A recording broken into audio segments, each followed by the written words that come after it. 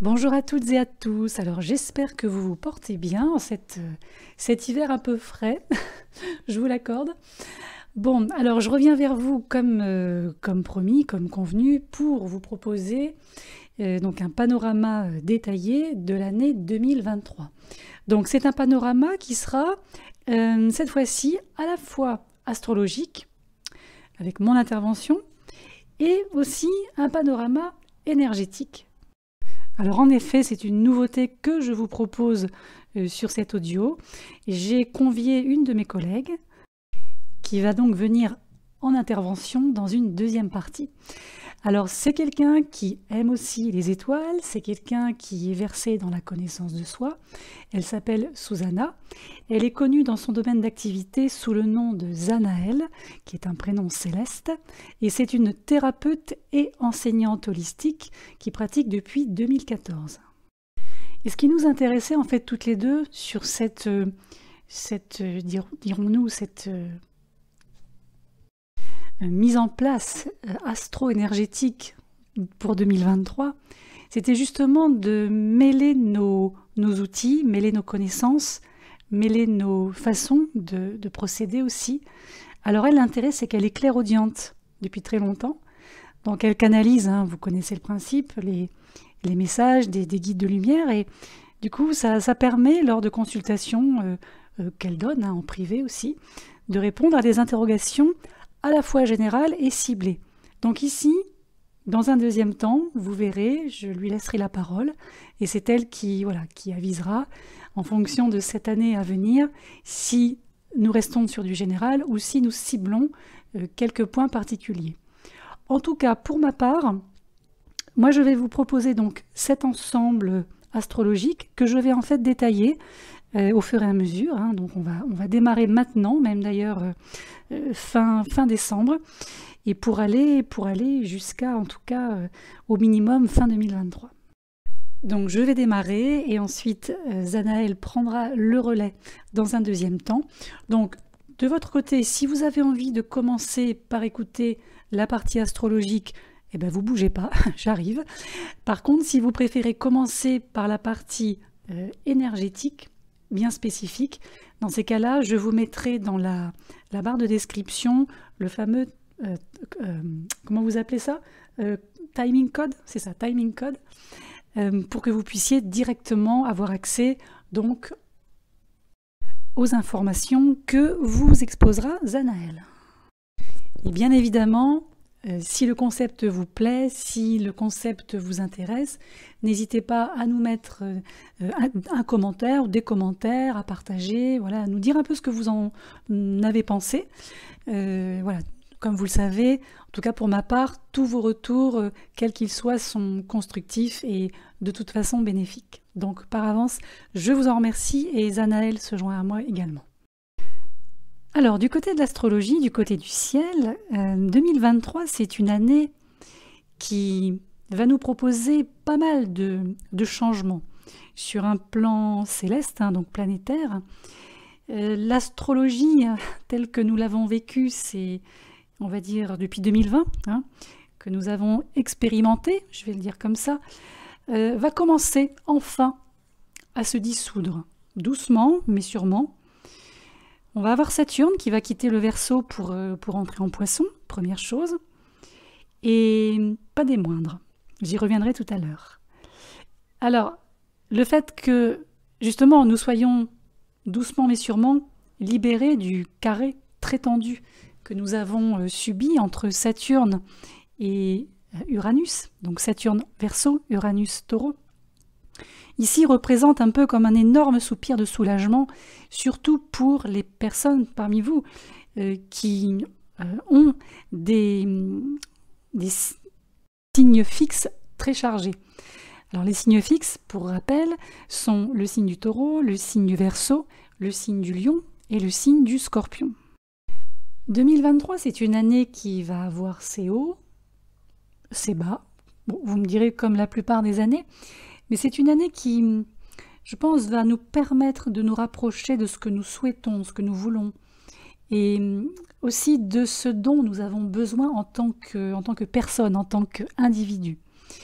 Et ce qui ressort, c'est que pour la première fois depuis longtemps, nous allons avoir l'occasion de nous placer en premier.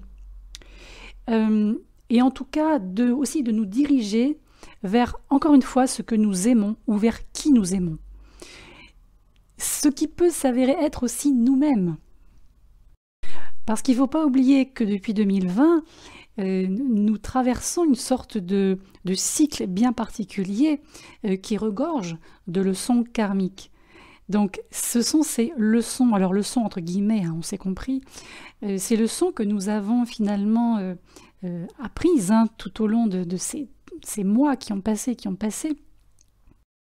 vont nous permettre au final, pour la plupart d'entre nous, en tout cas c'est ce que je nous souhaite, de revenir à soi, de revenir à nous-mêmes en tant que personne, en tant que personnalité même, je dirais.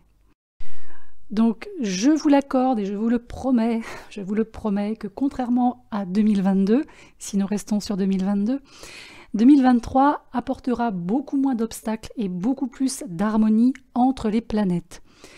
On a surtout Jupiter et Saturne qui vont en fait se donner la main d'une certaine manière pour aider chaque signe du zodiaque à grandir, à évoluer, à maturer, notamment au printemps et en été. Je vais y revenir. On va avoir une combinaison très intéressante avec les nœuds, donc notamment le nœud nord qui va se déplacer en bélier, va quitter le taureau pour aller en bélier. Et là, on va vraiment pouvoir emprunter des chemins qui vont favoriser la pleine expression de notre moi authentique. Je ne sais pas comment le dire autrement en fait. Et cette ambiance sera particulièrement marquée lorsque Pluton plongera dans le signe du Verseau entre mars et juin. Je vais y revenir aussi. Cependant, pour atteindre ce plein potentiel, un vrai potentiel, on va d'abord devoir, je dirais, rencontrer le besoin de faire ou de terminer un travail avec notre ombre, un travail profond, en profondeur, essentiellement au moment où Jupiter va venir magnifier l'énergie du guérisseur blessé Chiron, le fameux Chiron, en hiver et au début du printemps 2023, hein, je précise. Si vous allez au bout de ce travail, si vous osez aller au bout de ce travail, au moment où Jupiter va entrer en Taureau, autour du 15-16 mai, on va être à la mi-mai 2023, là vous serez véritablement prêt à recevoir les résultats, les fruits tangibles de vos efforts passés. Donc, ça vaut le coup. Avant d'aborder véritablement 2023, je vais le faire chronologiquement, hein, comme l'an dernier, ce sera le plus simple. Je vais revenir un peu sur la période rétrograde de Mars. Alors, comme vous savez, au moment où je poste cet audio, au mois de décembre, nous sommes toujours sous l'influence de Mars rétrograde depuis le 30 octobre 2022. Et c'est une influence qui va s'estomper à partir du 12 janvier lorsque Mars repassera en station directe. Alors ici, nous sommes encore au sein d'une période qui nous engage ou qui nous invite ou qui nous force, parfois pour certains, à déballer en fait tout ce qui s'est passé depuis le 30 octobre dernier. Alors ici, on peut se sentir très enflammé, très enjoué par des idées, par la manière dont nous communiquons, et aussi en ce qui concerne la manière d'obtenir ce que nous pensons pouvoir ou ce que nous pensons vouloir obtenir.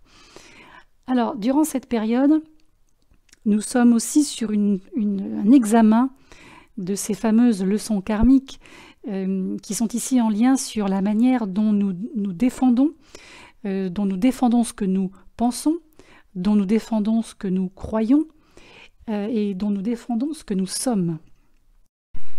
C'est quelque chose de très tout feu, tout flamme, hein, ce Mars rétro.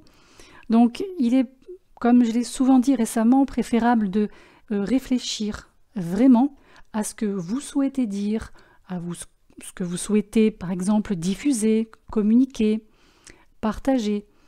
Parce que là, vous pourriez vous retrouver dans une sorte de guerre d'idées qui, finalement, ça va vous faire gaspiller beaucoup de temps, beaucoup de ressources, beaucoup d'énergie. C'est pas utile. Il vaut mieux utiliser cette période jusqu'à la mi-janvier pour vraiment réfléchir à vos messages, à vos intentions les plus importants et surtout à la façon, je dirais, dont vous pouvez construire des ponts plutôt que de les faire sauter, en fait. C'est un peu l'image qui me vient là. Mars, c'est également une énergie et une planète donc qui est en lien avec notre relationnel et nos vies amoureuses par exemple.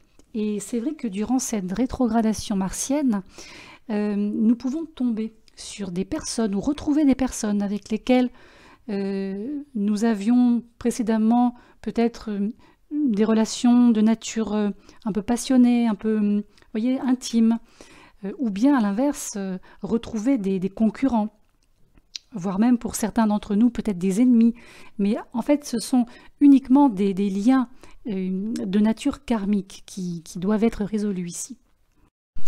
Il ne faut pas oublier que les périodes rétrogrades, surtout les rétrogradations de planètes dites personnelles, nous donnent l'occasion d'apprendre, en fait, encore une fois, cette fameuse leçon dont vous avez besoin, dont nous avons besoin, en lien avec la notion de connexion, la notion de lien. L'idée, c'est de savoir si vous reconnectez ou si vous fermez la porte. L'idée, c'est de ne plus avoir à porter un certain karma avec une certaine personne ou certaines personnes.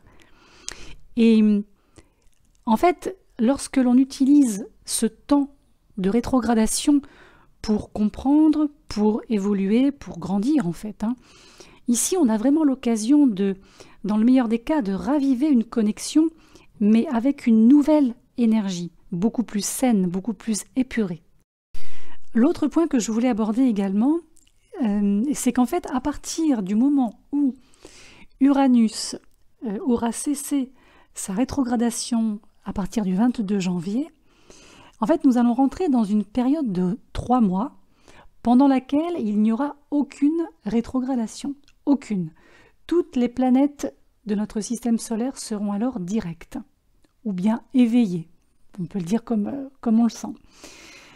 La prochaine planète à rétrograder sera Mercure, et là on sera le 21 avril. Mais avant ça, avec toutes ces planètes et ces énergies qui, je dirais, iront dans le bon sens, là nous allons entrer dans une sorte de... on va franchir un portail en fait. On franchit un portail à ce moment-là avec une explosion d'énergie qui va nous permettre, je pense, d'avancer assez vite vers nos objectifs. Et c'est une période de 3 mois positive qui va aussi nous demander d'améliorer nos vies de toutes les manières. Alors, par exemple, pourquoi pas signer des contrats, lancer des entreprises, entamer des relations officielles, en tout cas prendre des décisions relativement importantes que vous voulez voir perdurer au-delà de ces 3 mois. Donc ce sont en fait 89 jours à peu près d'énergie pure, d'énergie non encore exploitée qui vous est offerte là pour vraiment vous concentrer sur ce que vous souhaitez faire et aussi, et peut-être même avant tout, vous donner les moyens de pouvoir y arriver. Après, j'en conviens que 3 mois sur les 12, ça peut paraître court, mais moi je vois vraiment ça comme une fenêtre énergétique qui va vous permettre progressivement de sortir la tête de l'eau. Maintenant, parce que je sais qu'il y en a beaucoup parmi vous qui aiment prendre des notes, je vais vous donner donc la liste des influences astrologiques que j'ai relevées, en tout cas les plus importantes, les plus conséquentes. Alors déjà, je vous rassure, il n'y a pas d'aspect en transit catastrophe. Quand je pense à un transit catastrophe, entre guillemets, ou pas, c'est vous qui verrez, je pense notamment à début 2020, lorsque Saturne s'est retrouvé côte à côte avec Pluton dans le signe du Capricorne. Et l'histoire qui a suivi, bien évidemment, vous la connaissez. Dans un premier temps, nous allons avoir l'entrée de Saturne dans le signe des Poissons. Alors là, ce sera le 7 mars. Ici, pour résumer, bien que je vous partagerai également un podcast spécifique sur le transit de Saturne en Poissons, je n'oublierai pas. Saturne en Poissons, pour résumer, c'est un peu une période très opportune pour en fait vous engager dans une discipline spirituelle, si ce n'est pas déjà fait, ou bien faire un travail de guérison profonde sur vous-même, si ce n'est déjà fait aussi. Collectivement, comme vous savez, Saturne en Poissons, c'est vrai qu'il y a une tendance ici à coïncider avec une dissolution des systèmes anciens, des systèmes obsolètes. Donc beaucoup de choses sur le plan collectif qui vont continuer à se fissurer, qui vont continuer à s'effondrer, doucement mais sûrement là aussi. Alors là, il y a un deuxième transit intéressant, c'est Jupiter, qui va être conjointe à Chiron entre le 5 février et le 12 avril. C'est un transit qui va être intéressant, un peu en écho avec ce Saturne-Poisson, parce qu'en fait, Jupiter, en élargissant tout ce qu'elle touche, elle amplifie cette énergie, le besoin ou la nécessité de faire face, de traiter et surtout d'intégrer notre part d'ombre. Et en nous concentrant sur la guérison de votre passé, par exemple, au moment où Jupiter sera conjointe à Chiron, vous allez pouvoir vous préparer à la suite. Il y aura cette notion d'évolution, mais d'évolution positive, tout en laissant, encore une fois, comme vous l'aurez compris, derrière ce qui doit rester derrière. Ensuite, nous allons avoir l'entrée de Pluton dans le signe du Verseau. Donc, première occurrence, ce ne sera pas la définitive, mais ce sera la première. Ça aussi, j'y reviendrai un peu plus tard. Alors, il est vrai que avec cette première visite, entre le 23 mars et le 10 juin, dans le Verseau, on pourrait dire que Pluton, ici, vient, je dirais, offrir le pouvoir au peuple. Ça, c'est un peu ce que l'on dit traditionnellement avec ce type de combinaison. Alors oui, il peut y avoir de grands changements vers un avenir beaucoup plus juste. Oui, il y a des choses qui peuvent aller dans ce sens-là et qui pourront démarrer à ce moment-là, mais il est très important de se souvenir qu'il faut y travailler collectivement et vers un objectif commun. Tout ce qui ira dans le sens de l'égoïsme, de la soif de pouvoir ou de la combine dans toute sa splendeur, ça ne fonctionnera pas. Et alors je dis ça parce qu'en fait, durant cette même période, Jupiter va faire un carré à Pluton. Alors là, ce sera entre le 25 avril et le 12 juin. C'est un carré qui va être exact le 17 mai. C'est un carré qui est rare entre Jupiter et Pluton. Donc Jupiter sera en Taureau, Pluton en Verseau donc.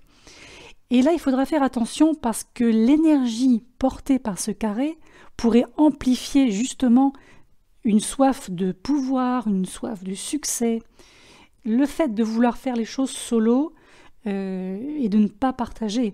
Donc là aussi, il faudra faire attention, évitons les comportements trop cassants, un peu impitoyables comme ça, vous voyez, pour atteindre, malgré tous les vents possibles, le sommet pendant cette période. Ici, attention, parce que rien ne sera fait envers et contre tout. Ça ne marchera pas non plus. Donc c'est valable sur un plan individuel, mais c'est valable aussi sur un plan collectif. À partir du 15 mai, c'est Jupiter qui va entrer dans le signe du Taureau. Alors là, on va changer de régime, c'est-à-dire que là, Jupiter qui était dans le signe du Bélier, qui l'est toujours au moment où je vous parle, en décembre 2022, va entrer dans ce signe du Taureau qui finalement résonne extrêmement bien avec ce que peut apporter Jupiter. Jupiter, c'est l'expansion, la croissance, la chance, pourquoi pas les miracles, sait-on jamais. Et là, en fait, c'est une énergie qui va venir briller, qui va venir éclairer tout ce que le Taureau gouverne. Donc les ressources, les possessions, le plaisir, les richesses, l'immobilier, la sensualité, l'art aussi, tout ce qui est en lien avec l'art de vivre, l'envie de vivre. Et là, tous les signes du zodiaque auront enfin l'impression de se diriger à nouveau vers des années meilleures. Il va y avoir sûrement cette volonté de vivre dans le moment présent et de suivre aussi notre propre rythme. C'est quelque chose qu'on devra ressentir, je pense, comme beaucoup plus agréable au moment où Jupiter traversera ce taureau. C'est aussi une influence qui va nous permettre d'être beaucoup plus pratique, pragmatique, réaliste dans l'élaboration de nos propres vies, de nos ambitions, dans nos relations aussi. Je pense que les questions de franchise, d'attention, de fiabilité sont des choses qui seront plus prononcées dans la nature des gens. C'est aussi une période où je pense que nous allons avoir envie de manger correctement, enfin, au sens de manger des bonnes choses, de se rapprocher des autres. C'est une période où on va vouloir peut-être créer des nouvelles relations, apprécier en fait la vie, chose qu'on a rarement pu faire depuis début 2020 quand même. Donc comme vous voyez, d'une part, ça va nous aider à nous sentir vraiment plus alignés, plus connectés à la beauté de la vie, à ce qui est agréable de vivre, de faire dans cette vie. Maintenant, attention à ne pas vous perdre un petit peu trop dans ce côté épicurien, hédoniste, parce que la paresse n'est pas loin. Donc attention de ne pas céder justement à la paresse, à se dire bon je ferai ça plus tard, il n'y a pas d'urgence, se laisser vivre, attention quand même de ne pas du coup passer un petit peu du rien à trop, enfin du rien à tout. Il vaut mieux rester concentré sur l'accomplissement des choses petit à petit. Mais quoi qu'il en soit, moi je dirais que la meilleure option que pourra nous offrir ce transit de Jupiter en Taureau, quand on combine ces deux énergies, c'est je pense qu'elle nous fournira une sorte d'optimisme tranquille. Et je pense qu'on en a tous besoin. Voilà, pour préserver ce que nous sommes en train de construire, tout domaine confondu. Le Taureau prend son temps pour construire. Donc là, c'est une énergie qui requiert de la patience, mais ce n'est pas une patience saturnienne, vous voyez. C'est une patience qui est constructive, mais qui est agréable, qu'on ne subit pas. Mais n'oubliez pas que, avant de passer dans le Taureau, Jupiter est encore en Bélier, donc jusqu'à la mi-mai, jusqu'au 16 mai, très exactement, pour vous redonner la date. Là, c'est vrai que on est toujours sur un mouvement très fort, très direct, c'est frontal. Donc sur un plan personnel, attention à ne pas aller trop loin, pour le meilleur ou pour le pire. Tout ce qui peut être de l'ordre de l'excitabilité, attention, calmez le jeu. Il y a vraiment une notion de chauffe là-dessus. Et sur le plan collectif, il n'est pas dit qu'il n'y ait pas des explosions, des incendies de forêt, des actes de violence, des choses un petit peu de cette nature. Et d'ailleurs, Jupiter va former un sextile à Saturne 2 fois dans l'année. La première fois sera entre le 12 mai et le 18 juillet, et la deuxième fois entre le 2 décembre et le 31 décembre. Alors, ici, ce sextile qui verra donc Jupiter en Taureau et Saturne en Poisson sera exact le 19 juin. Et là, c'est l'une, je pense, des connexions astrales les plus positives de 2023 parce qu'elle va vraiment contribuer à créer ou recréer la stabilité et la croissance qui nous ont très fortement manqué ces précédentes années. Jupiter va également retrouver le nœud nord. Alors, pour être très exact, ça aura lieu le 1er juillet, mais c'est une influence que vous pouvez déjà considérer à partir du 11 mai jusqu'au 21 juin. Donc là, Jupiter sera conjointe au nœud nord. Là, on a une influence toujours expansive de Jupiter qui va être amplifiée au cours de cette période assez rare également, et qui pourrait, pour chacun d'entre nous, ou en tout cas pour la plupart, apporter des progressions sur le plan par exemple des finances, des biens, une sorte de régularisation.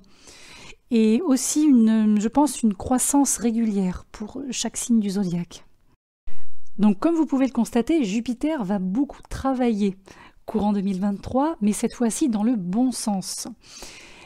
Je voulais juste revenir quand même sur ce sextile entre Jupiter et Saturne que moi je considère comme, je viens de vous le dire, l'un des transits les plus importants, les plus positifs et les plus constructifs en fait de l'année. C'est quand même un sextile qui ne s'est pas produit depuis 2017, donc avant la pandémie et tout ce qui s'en est ensuivi, et il ne se reproduira pas avant 2037. Donc comme vous l'avez vu, c'est une énergie qui va mélanger l'expansion avec Jupiter et le côté saturnien qui vient apporter sa touche de minutie, de pragmatisme, comme on l'a vu. Donc encore une fois, il va falloir vous concentrer sur des objectifs, des investissements, des projets, des ambitions à grande échelle et à long terme. Ça jouera en votre faveur. Si vous visez une promotion, si vous visez une forme de succès, si vous visez une stabilité financière, par exemple, tout ça pourra être construit, mais il va falloir adopter une perspective concentrée, patiente, persévérante sur la vision que vous avez de la chose et la mise en place de cette chose.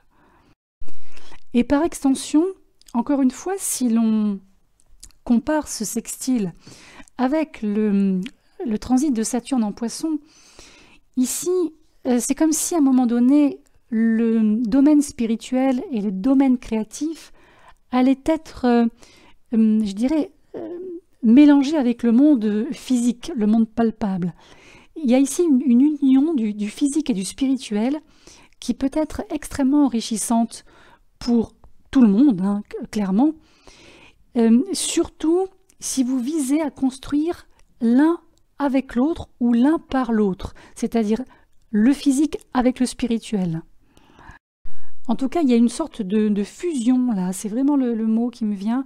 Il y a vraiment une fusion qui est tout à fait possible et qui peut être concrétisée clairement.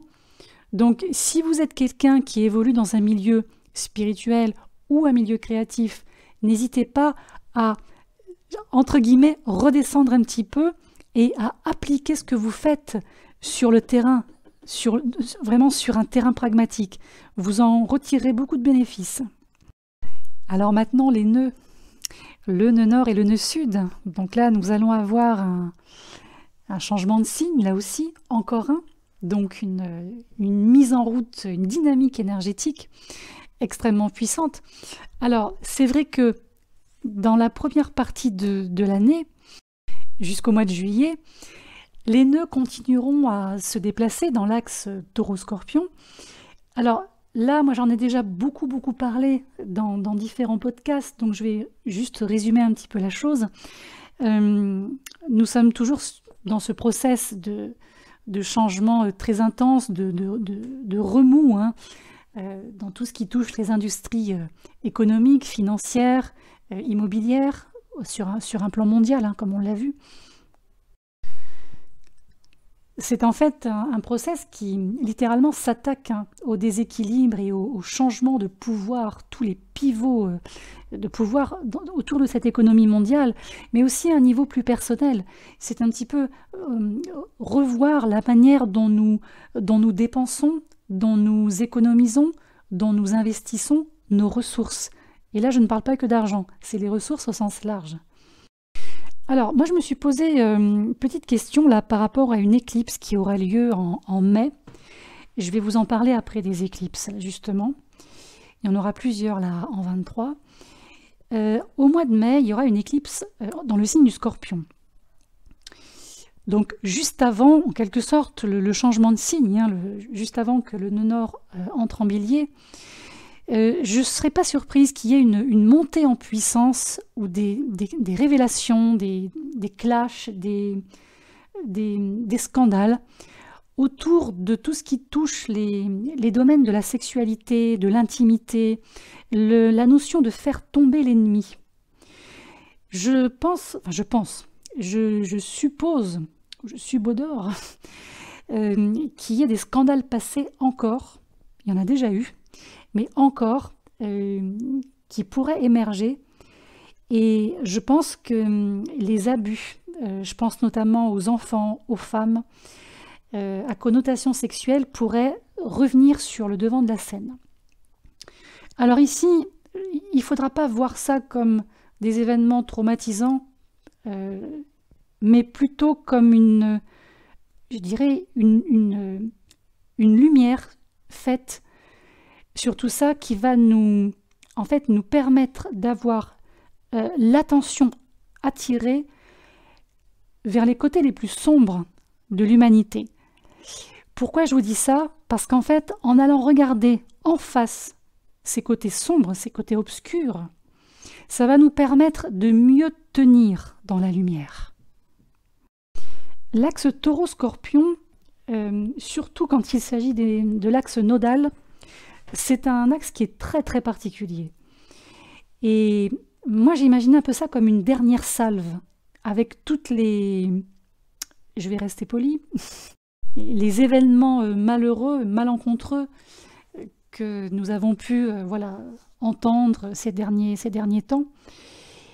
Et après, au moment où le nœud nord entrera dans le bélier, le nœud sud entrera donc lui en balance, ici, comme je vous disais, on va changer radicalement d'ambiance.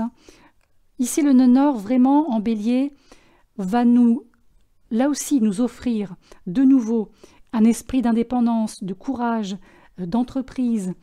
Il y a vraiment à partir de, moi je ne sais pas, entre mai et juillet, on verra ce que dira Zanaël dessus, mais j'ai vraiment l'impression qu'il y a de nouveau une espèce de rage de vivre, une force de vie, quelque chose qui ne vient plus des tripes, comme ça a pu être le cas avec cet axe Taureau-Scorpion, mais qui vient ici de notre force, je dirais, primale en tant qu'être humain.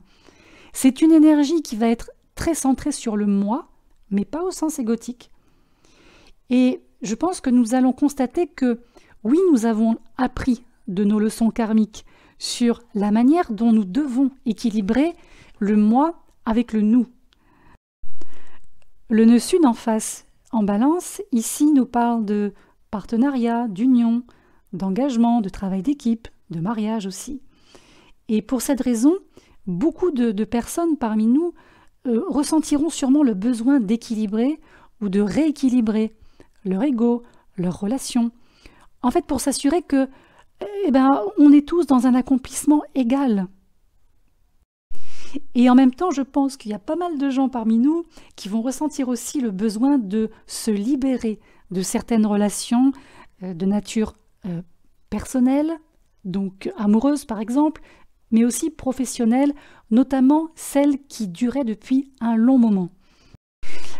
Moi, je vois ces ruptures comme des ruptures en lien avec des relations qui ne vous satisferaient plus sur un plan de votre indépendance ou sur un plan de vos souhaits profonds en lien avec ces relations.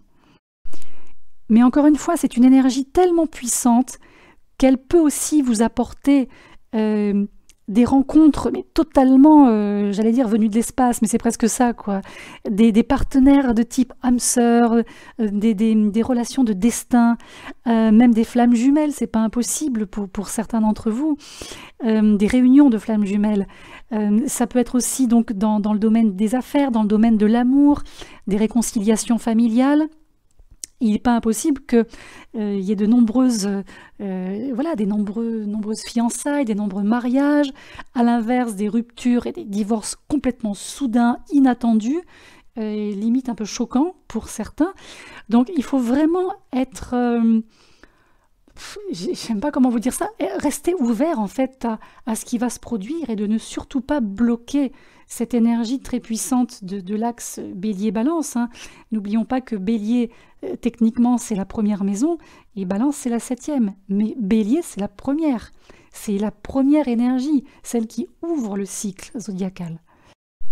Donc oui, beaucoup de choses sont susceptibles de se produire sur le plan relationnel, comme si ça sortait de nulle part en réalité. Et je pense que la thématique du je et du nous, c'est quelque chose qui va énormément pesé, mais pas dans le mauvais sens du terme, durant cette année. Je reviens rapidement sur justement les changements de signes de Saturne et de Pluton. Alors, comme on l'a vu, ce puissant Saturne, hein, qui est un peu la planète du karma et des leçons de vie, donc va poursuivre son transit en Verseau jusqu'en mars, hein, comme on l'a vu. Et jusque-là, les thèmes dont on a beaucoup parlé ces dernières années vont se poursuivre, hein. Alors, moi je dirais que malgré tout, jusqu'à mars, attendez-vous peut-être à des restrictions dans la vie quotidienne, sur les voyages, sur certains conforts de vie, je vais le dire comme ça, pour pas être censuré sur YouTube, de la part des gouvernements, voilà, qui, comme on l'a vu, qui tentent de surveiller, de limiter la liberté de penser et d'agir, dans l'espoir d'établir une sorte de mainmise, hein, dans les temps à venir. Je dis bien dans l'espoir. Voilà. On a Pluton, lui, qui continue lui aussi son voyage à travers le Capricorne, hein, où il se trouve depuis quand même 2008. Et là aussi, c'est vrai que c'est une énergie qui a donné au gouvernement un plus grand pouvoir de domination, mais il ne faut pas oublier que Pluton brise, casse, détruit la corruption qui n'a pas lieu d'être.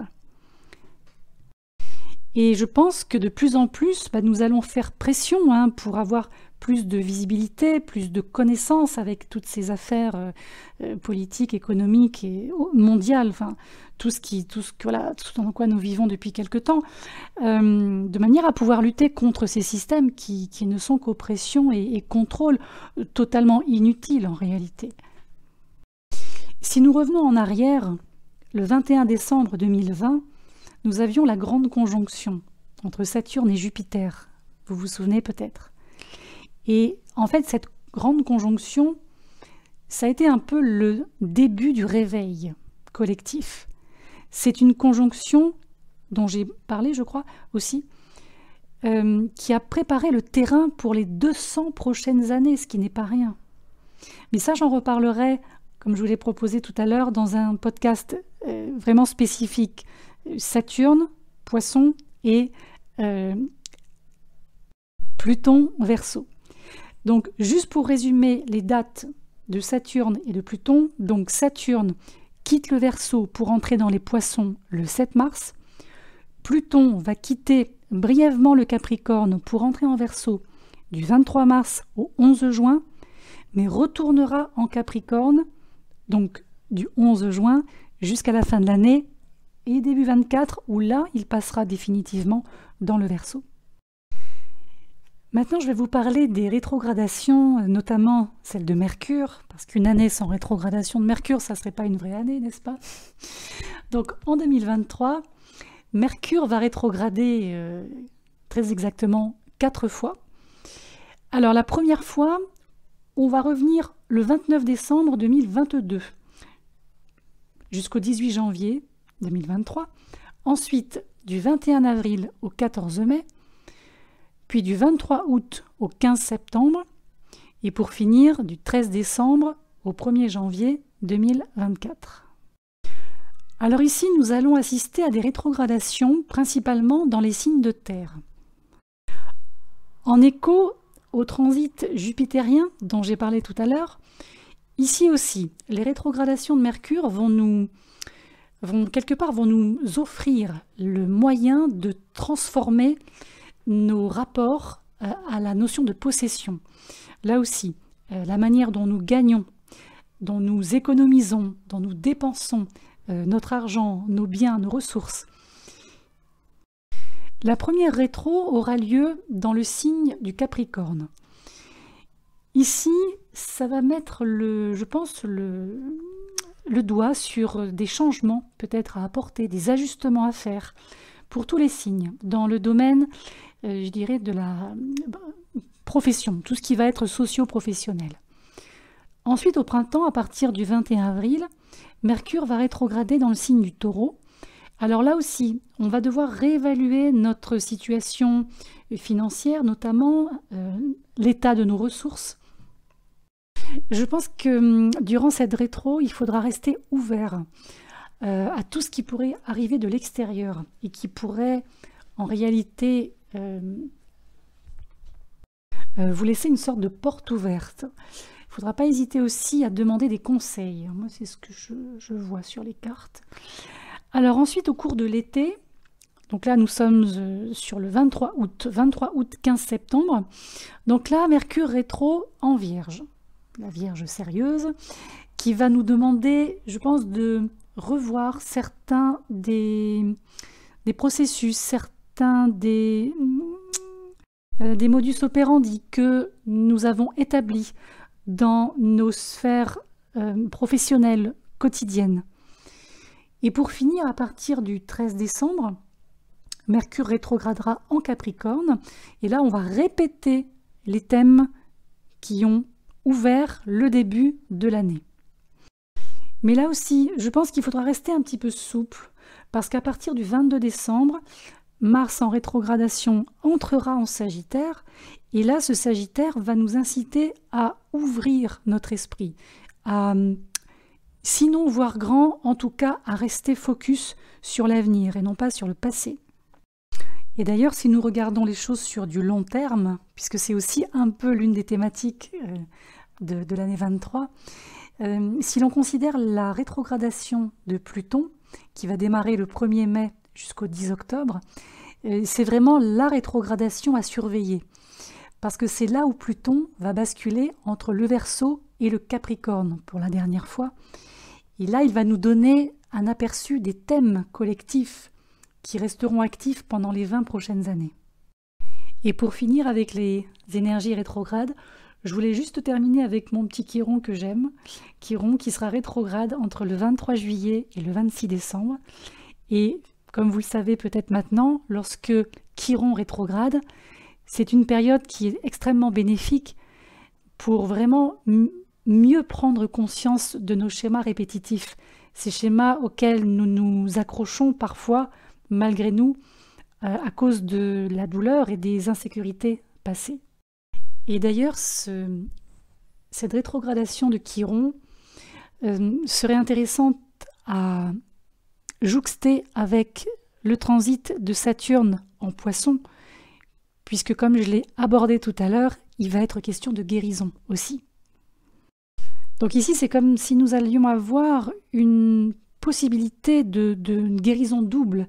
Il y a comme une sorte de double strate, vous voyez. Donc je pense que 2023, en tout cas pour les personnes qui sont dans un process de guérison, c'est vraiment l'année à exploiter jusqu'au bout. Et pour terminer donc avec les éclipses, je vais vous donner un petit peu la tendance des éclipses 2023, histoire d'avoir un petit peu là aussi le panorama sur ce plan. Alors on va d'abord commencer avec une éclipse solaire qui aura lieu en Bélier le 19 avril. Alors ici c'est une éclipse qui représente vraiment un nouveau départ majeur. C'est une éclipse qui va donner le ton des thématiques sur lesquelles nous allons travailler tous collectivement et tous individuellement jusqu'à la mi-2025. Donc là aussi, il va être question de mettre en place un changement dans nos vies. Ça va nous inciter voire nous obliger, je pense même, à nous mettre en avant et toujours en donnant la priorité à cette guérison des événements traumatisants liés à votre passé. Ensuite, nous allons au mois de mai, le 5 très exactement, où là nous assisterons à une éclipse lunaire dans le signe du Scorpion, que j'ai évoqué tout à l'heure. Alors ici, il pourrait y avoir des rebondissements intéressants sur un plan mondial, c'est pas impossible, comme je l'ai dit tout à l'heure aussi. Uranus va être très activé.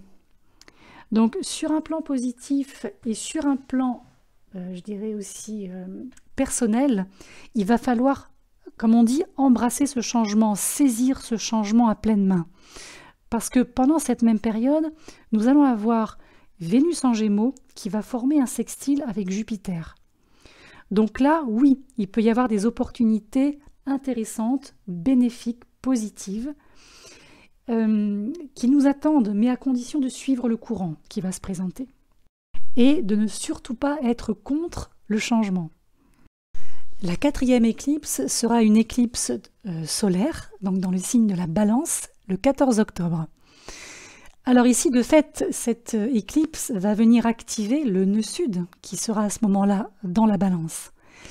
Et je pense que l'énergie portée par cette éclipse va nous inciter à cesser de nous voir à travers les yeux des autres ou de quelqu'un d'autre. Tout dépend de votre situation à ce moment-là. À ce moment-là, Vénus sera en Vierge, s'opposera à Saturne, en Poisson donc, et certaines relations seront quelque part censées se terminer maintenant. Je dis censées avec un C, mais j'ai presque envie de dire avec un S, parce que en fait, c'est des relations qui auront du sens. Ces relations qui auront du sens en termes de conclusion, en termes de fin. Donc, il ne va surtout pas falloir essayer de les retenir. Donc, s'il faut continuer à laisser partir, laissez partir. S'il vous faut continuer à partir, partez. N'oubliez pas qu'à cette période, Chiron sera toujours rétrograde. Et la 4e et dernière éclipse sera une éclipse de lune lors d'une pleine lune qui aura lieu en Taureau le 28 octobre. Cette éclipse ici représente comme le point d'orgue, le coup de gong de la fin d'année, parce qu'en fait les nœuds vont former des carrés avec Pluton en Capricorne. Et ici on a comme une forme de purge, véritablement, qui va avoir lieu alors que nous vivrons en fait la dernière éclipse dans l'axe Taureau-Scorpion. Donc vous comprenez pourquoi j'emploie ce terme de purge, même si je sais que c'est pas forcément très élégant, mais il y a vraiment cette dernière éclipse Taureau-Scorpion au même moment que une quadrature entre Pluton et les nœuds, ce qui n'est pas anodin. Donc là, il faut vous attendre, là aussi, à de grands changements, de grandes évolutions dans vos relations, dans vos affaires, dans vos questions d'argent, là aussi. Et toutes ces fins, toutes ces conclusions, toutes ces portes qui vont se fermer vont laisser place à de nouveaux départs et beaucoup plus conformes au concept d'expansion et de liberté personnelle. Voilà, donc pour ma part, c'est terminé. C'est terminé, je vous ai donné le maximum d'informations à la fois générales et un petit peu plus détaillées sur certains points. Donc j'espère que cette feuille de route vous sera utile tout au long de cette année 2023. Et maintenant, je vais laisser la place à Zanaël qui va compléter un petit peu tout ça avec ses qualités, ses outils, sa finesse, son élégance et sa douceur. Elle a une voix très douce, vous allez voir. Et j'espère qu'en tout cas que la combinaison de nos deux je dirais, dynamiques vous apporteront beaucoup pour cette prochaine année. Merci Natalia, gratitude pour votre invitation et votre confiance. Et bonjour à tous et à tous. J'ai réalisé une canalisation avec les grands êtres de lumière et leur ai demandé d'exposer les énergies que nous réserve l'année 2023. Ils exposent toujours la meilleure voie empruntée pour notre évolution, qu'elle soit personnelle et collective. Ce sont des conseils, des guidances et bien sûr, nous préservons notre libre arbitre. Les mises en lumière sont réalisées mois par mois, suivies d'une conclusion résumant les énergies de l'année. Ok, alors je vous écoute. Dites-moi de manière chronologique comment les énergies vont évoluer en 2023. Alors en janvier 2023, les énergies sont encore un peu comme en décembre 2022 et comme cela nous a été permis d'expérimenter en 2022. C'est un processus, on est pur. on épure encore ce qui est nécessaire, ce qui doit être libéré. Il y a aussi des notions d'émergence, de compréhension et d'accueil de certaines qualités enfouies, inavouées. C'est un processus d'épuration qui nous amène à croire de plus en plus en soi. Ça aide aussi à se libérer de tout ce qui a fait son temps pour être prêt à accueillir ce qui s'offre à nous. Mais on se sent encore un peu bloqué. Un peu comme encore aux prises des énergies de 2022. Ne sachant pas encore comment bien s'avancer et matérialiser ce qui nous anime. Tout n'est pas encore clair, il y a vraiment encore une notion de flou, de mise en place, d'attente, de réflexion. C'est comme un moment de battement, de préparation. On sait qu'il va y avoir des choses merveilleuses à vivre, on le ressent. Mais cela nous demande de faire preuve d'encore un peu de patience. Car tout n'est pas encore défini, tout n'est pas encore clair. On peut avoir des projections et on peut visualiser, mais cela demande encore un peu de temps. Et puis en février, cela commence un peu à évoluer, à se décanter. Les énergies permettent d'avoir un peu plus d'espace pour créer, pour laisser place à une forme de créativité. On se sent plus à même de s'avancer vers une réalité qui nous est chère. On peut commencer à voir des choses, à prévisualiser. On ressent bien que les choses changent et que l'on est comme à un tournant. C'est comme si là on est sur une ligne de départ, on ressent que le coup d'envoi approche, mais on est encore un peu dans cette attente. Ça frétille, ça trépigne, mais c'est une forme d'excitation, c'est là, c'est une forme d'enthousiasme. On a envie de se lancer, mais on n'ose pas encore, on se retient. Ça demande encore un peu à faire preuve de patience, car on peaufine encore. Et puis en mars, les énergies commencent vraiment à s'améliorer. Là, on commence à créer, on ose. On se sent comme porté vers l'avant. On va vraiment de l'avant. On est poussé, on se sent comme poussé des ailes. C'est une nouvelle dynamique qui s'offre à nous, là. Et on a le choix d'y aller ou pas. Mais on est vraiment porté vers de nouveaux cieux, de nouveaux horizons. Cela s'offre à nous. Et on y va. Parfois un peu tête baissée, mais on y va, on ose. Et on se dit, eh bien, on verra bien. Mais ça a trop duré, un peu trop de paresse, un peu trop d'hésitation. Et c'est comme si là, on ne veut plus rester dans cette forme d'énergie.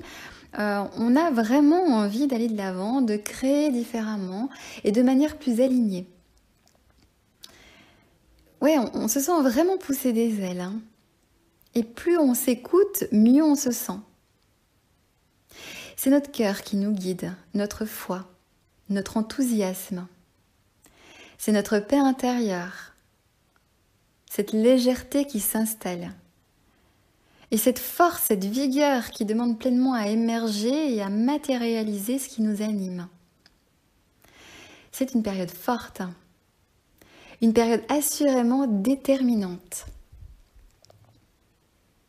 et qui va nous permettre de voguer vers de nouveaux horizons. Tout en sachant profondément que ce sont les prémices, mais on y va, on ose. Et au fil du printemps, cela nous appelle, nous anime et nous fait du bien. On voit bien qu'en avril, cela commence vraiment à porter ses fruits. On est là à un tournant et on s'y agrippe. On aime ce que l'on fait, on ose verbaliser les choses différemment. On se plaît, on s'aime, on s'apprécie. Les échanges sont également plus forts, plus dévoués. Il peut se passer un moment où l'on piétine sur certaines choses, où l'on attend encore un cap, un lancement, mais on sent qu'on est vraiment sur la bonne voie, hein, dans la bonne direction.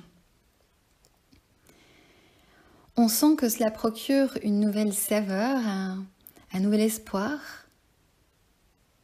une entrée dans un nouveau cap de notre vie. Et ça nous fait du bien, ça nous ravit. On sait que c'est le bon moment, c'est le moment. On sait que c'est dans cette direction-là que l'on souhaite aller. Et on s'avance calmement, parfois un peu dynamique, et on ose sortir de notre zone de confort. Cela nous fait plus aussi peur. S'il faut dire les choses, on les dit. Car c'est comme s'il y a eu trop de non-dits, trop de choses non verbalisées, et qui nous ont amenés un peu quelque part à nous renfermer sur soi. Donc là, on dit stop, on ne veut plus de ça. On ne veut plus vivre avec des bâtons dans les roues. On veut s'avancer librement. Alors on exalte notre pensée, on refuse l'ignorance, on va de l'avant fermement et assurément. Et on n'ose plus fermement mettre un pas après l'autre. Ainsi, rien de tout ce que nous allons mettre en place ne manquera d'être profitable, vraiment.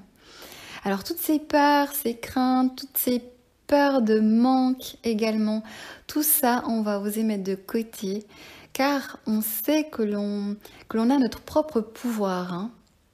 On sait qu'on a le droit d'aller de l'avant comme bon nous semble, du moment que l'on reste aligné aux énergies du cœur. On sait que l'on ne fait rien de mal si on s'aligne à l'énergie du cœur. Et cela nous invite justement à poursuivre cette évolution en confiance et sereinement. Car en mai, les choses vont continuer à évoluer et à bouger. Car nous sommes justement dans ce tournant qui nous apporte des exutoires. C'est comme une libération profonde de nos chaînes, de tout ce qui a pu jusqu'alors être bloqué. Donc le processus de libération continue à ce moment-là. Et tout ce que l'on matérialise portera ses fruits. Il ne peut en être autrement. Il faut vraiment croire en notre chance, en notre pouvoir personnel. Faire preuve de patience et de rigueur. Mais nous savons vraiment que nous sommes sur la bonne voie. Et d'ailleurs que tout ce qui s'expose à soi et tout ce qui nous anime est là pour une bonne raison. Une raison pour nous permettre de voir plus grand, d'avoir un esprit plus visionnaire, de comprendre que jusqu'alors, tout n'était que préparation, que nous devions passer par là pour être là où nous sommes. Toute cette évolution est vraiment profitable pour notre être, tant sur le plan personnel que collectif. Car toutes ces compréhensions, toutes ces améliorations que nous apportons au cœur de notre quotidien, au cœur de tout ce sur quoi nous nous appliquons, est destiné à réaliser une nouvelle réalité. Nous changeons de paradigme et soudain, nous comprenons que cela est nécessaire à notre évolution. Et que rien de tout ce que nous avons vécu n'était inutile. Notre compréhension devait passer par là. Nous devions vivre ces expériences pour en être là où nous sommes. Et avec cette prise de conscience par rapport aux événements qui nous entourent et par rapport à l'impact également que cela nous procure, nous comprenons qu'il est nécessaire de poursuivre différemment, selon les clés que l'univers nous donne présentement. Car nous sommes toujours dans ce système d'évolution. On ne régresse pas, mais on épure. Ainsi, ce qui est encore nécessaire de libérer au mois de juin, pour comprendre que nous sommes libres, libre d'exister et de s'avancer en paix, va alors pouvoir créer les purifications, les mises en marche, les manœuvres pour dépolluer ces énergies qui pouvaient encore nous drainer. Pour franchir un nouveau palier, un nouveau cap, il faut savoir s'affranchir du précédent. De grandes libérations se sont présentées au cours des derniers mois. Et là, on observe, on regarde, on fait le point si nécessaire. Qu'est-ce qui manque? Qu'est-ce qui a fait son temps? Qu'est-ce qui doit encore être libéré? Qu'est-ce qui ne convient plus dans la vie présentement? Et l'heure est à la mise au point, à faire le point sur ce qui est nécessaire. Ainsi, les énergies, il est vrai, peuvent être un peu tendues, un peu dures durant cette période. Un peu plus exaltées, mais dans le sens de la tension. Des incompréhensions parce que certains pensent d'une certaine manière et d'autres sont déjà dans le processus d'évolution et n'acceptent plus de revenir en arrière, de revivre encore et encore des événements qui ne sont plus nécessaires. C'est comme si là on peut vivre des difficultés de compréhension. J'ai une image qui m'est montrée comme deux êtres devant un grand livre. Il y en a un qui veut tourner la page, alors que l'autre veut revivre, relire les paragraphes de la page. Celui qui veut tourner la page n'en peut plus, hein. Il veut vraiment aller de l'avant, et cela m'est représenté comme deux énergies qui s'affrontent. Une révolutionnaire et l'autre très ancrée à ses habitudes, ses conditionnements. Il y a une qui veut vraiment aller de l'avant et l'autre qui refuse cette ascension. Donc c'est comme si deux mondes s'affrontent. Ainsi, qu'allons-nous choisir? Qu'allons-nous nourrir? Quelle est l'énergie que nous allons nourrir? C'est ainsi qu'au mois de juillet, on affronte ces dissonances, ce que l'on ne veut plus. Ainsi, ce que l'on ne veut plus, particulièrement, on n'y revient plus. C'est terminé. Et tant pis si on ne nous suit pas. Il y a vraiment des décisions très fermes, très audacieuses. Oser. Il y a une notion de ne plus vouloir stagner. Une notion de plus jamais ça. Trop, c'est trop. C'est bon, cela a été vu et revu et maintenant stop. Et ça dit que si d'autres êtres ne comprennent pas, ne veulent pas avancer, eh bien ce n'est pas grave. Quelque part, ça invite à respecter le rythme de chacun. Mais il y a vraiment une forme de fermeté, un peu de dureté quand même, parce qu'on ne flanche plus. On ne veut plus flancher, on ne veut plus hésiter. C'est terminé, ces tergiversations sur différents points, c'est terminé. Là, on va vraiment de l'avant. On sait ce que l'on veut, on sait comment on veut le manifester, matérialiser nos aspirations, les matérialiser et les rendre tangibles. Et on se donne ainsi les moyens d'y arriver. Et c'est très intéressant parce qu'ensuite, au mois d'août, les énergies se veulent plus clémentes, plus douces. On a osé cette mise en avant, on a osé s'affirmer, et là, la sérénité s'installe. On s'est écouté, et quel bonheur de s'être écouté. Quel bonheur de s'être autorisé ces prises de décision, de position ferme et constructive pour soi. Il n'est pas question là de s'imposer en descendant l'autre, en le rabaissant, en le diminuant. Ce n'est pas ça. Mais de ne plus faire semblant, d'arrêter les formes de complaisance lorsque cela n'a plus lieu d'être.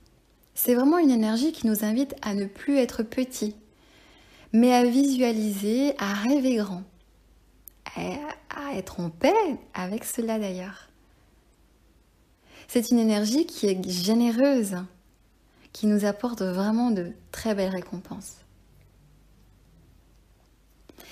Et ça nous invite à croire en soi, ça nous invite à certains affranchissements de certains dogmes, de ce qui est politiquement correct, mais qui du coup nous diminue.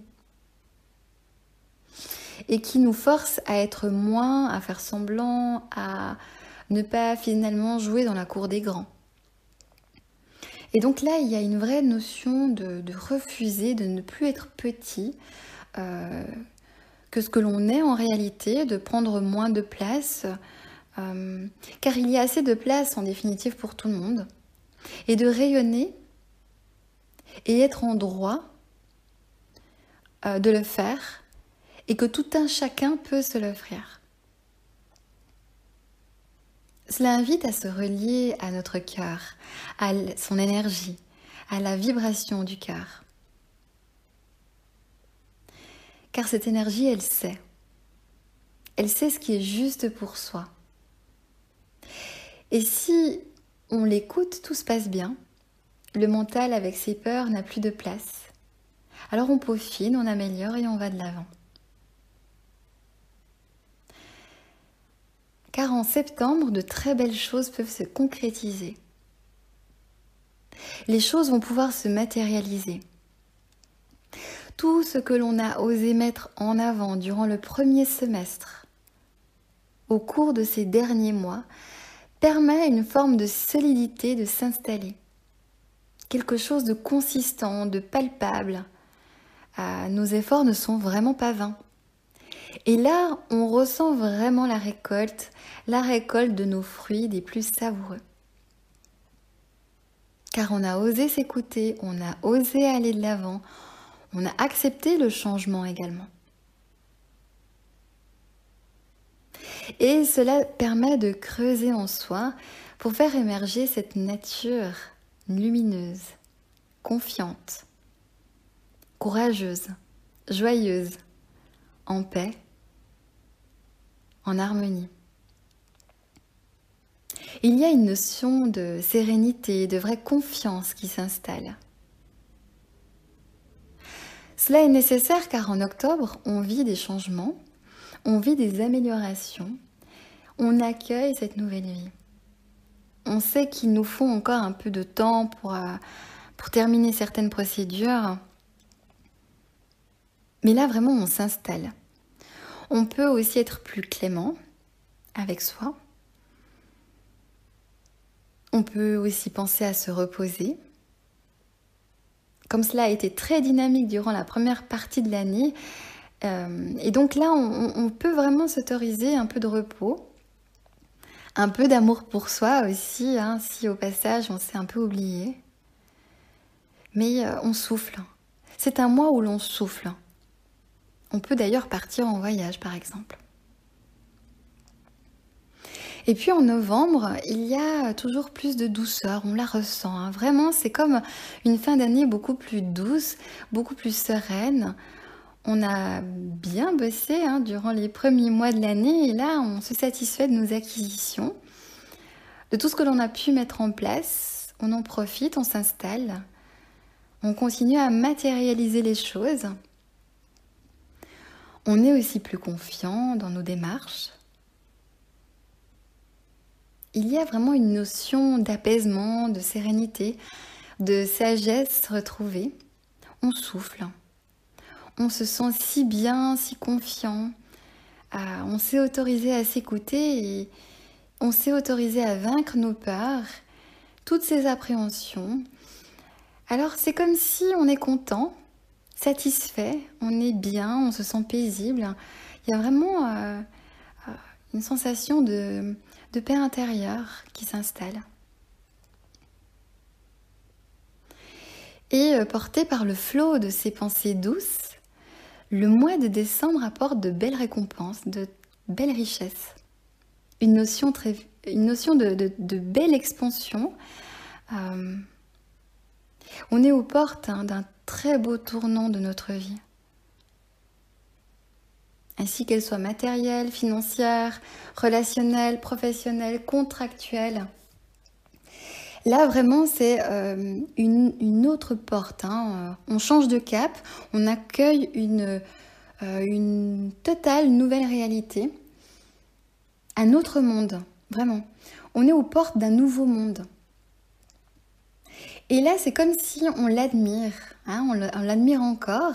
C'est comme si on est sur le palier et que l'on fait le bilan de cette année, hein, et qu'on se dit, ben waouh, j'ai osé tout ça et voilà ce qui m'attend maintenant.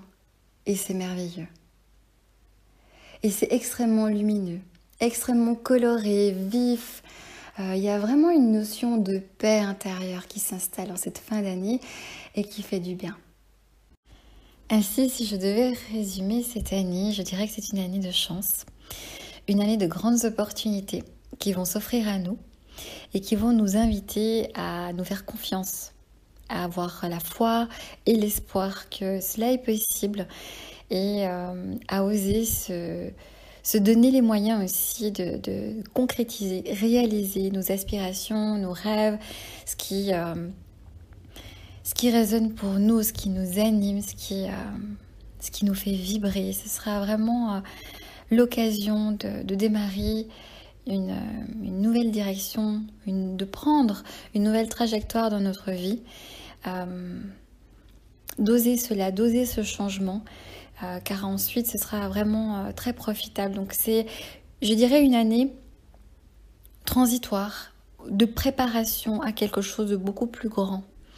Donc ce sera vraiment déjà palpable, on pourra déjà visualiser un petit peu comment les choses vont pouvoir par la suite s'installer, et ce sera de saisir vraiment chaque opportunité qui s'offriront à nous et pour ensuite être pleinement détendu en cette fin d'année 2023 où on voit bien qu'ensuite eh bien c'est agréable parce qu'on se sera donné les moyens, on aura fait les efforts nécessaires, on aura cru en soi et après eh bien les choses s'installent, ça devient vraiment beaucoup plus ancré et ça nous apporte cette sérénité, cette sécurité pour la suite. Voilà, cette guidance touche à sa fin. Je vous remercie infiniment d'avoir pris le temps de m'écouter et j'espère que ces mises en lumière vous seront profitables. Je vous remercie encore chaleureusement, Natalia, pour cette belle collaboration. Et je souhaite à toutes et à tous de vivre une excellente et rayonnante année 2023.